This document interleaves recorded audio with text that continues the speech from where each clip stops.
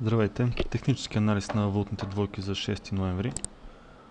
При двойката евро-долар на дневна графика страничното движение продължава да се развива в рамките на динамичната подкрепа и съпротива, отбелязани на графиката. В момента котировките тестваха подкрепата 1,28 и достигнаха динамичната подкрепа.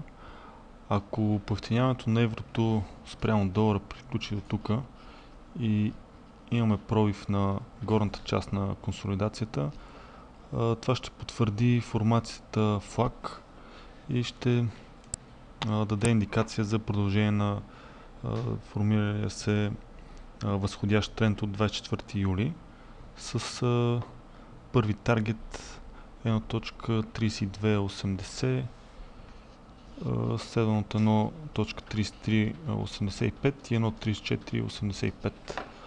В посока надолу, ако текущият нисходящ тренд продължи и видим пробив на динамична подкрепа, която е отбелязана с зелено на графиката, това ще таргетира подкрепата 1.2636, където ще очаквам корекцията да изгуби сила и да започне следващото възходящо движение.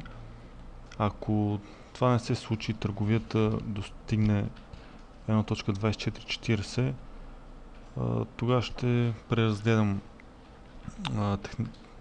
сценария ми за големите графики за формиране на дългосрочен възходящ тренд и при търговия под 1.2440 ще приема, че възходящото движение било на корекция на продължаващия тренд в посока надолу към 1.2039 и 1.15.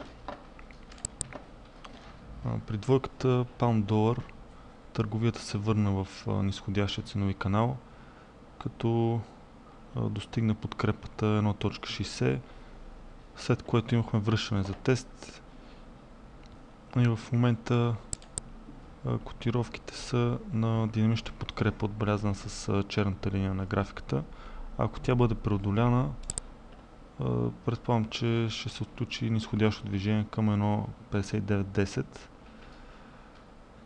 и докато търговията се развива в нисходящия ценови канал, ще очаквам натиска да бъде в посока надолу към това ниво. Ако то бъде преодоляно, следващият таргет за мечките е 1.5770. В посока нагоре, изход от ценовия канал, ще даде индикация за възходящо движение към 1.6143. Долара продължава да коригира спрямо иената, като достигна подкрепата и психологическото ниво 80 йени за долар. Котировките се отблъснаха, преминаха над съпротивата 80-12, но все още са в нисходящият тренд и докато това е така, ще очаквам тест на 79,92 и ако това ниво не издържи, следващият таргет в посока надолу е 79,65. Ако възходящото движение, което се развива в момента, продължи и изкара котировките над нисходящия тренд, това ще е индикация, че средносрочният възходящ тренд продължава към 80,62. Таргетът на по-големите графики в посока нагоре е в зоната на динамична съпротива при 82,80.